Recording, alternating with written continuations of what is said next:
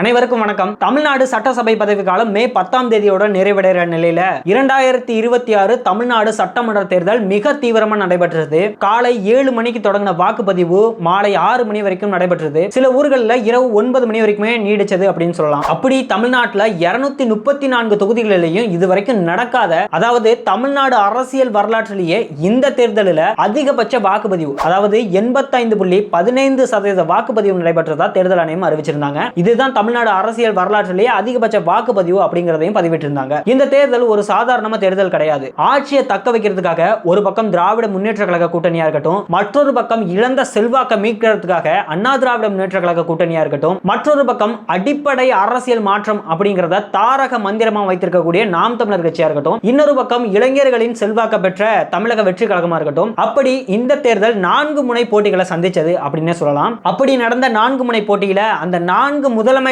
வேட்பாளர்கள் போட்டியிட்ட தொகுதியில வாக்காளர்கள் வாக்களிச்ச வாக்கு சதவீதத்தை வச்சு யாருக்கு அதிக வாய்ப்பு இருக்கு, யாரு வெற்றி பெறுவா அப்படிங்கறதையும், 4 முதலமைச்சரும் தன்னோட சொந்த தொகுதியிலிருந்தே வெற்றியை தொடங்குவாங்களா அப்படிங்கறதையும் இந்த வீடியோல நம்ம ஃபுல்லா பார்க்கலாம்.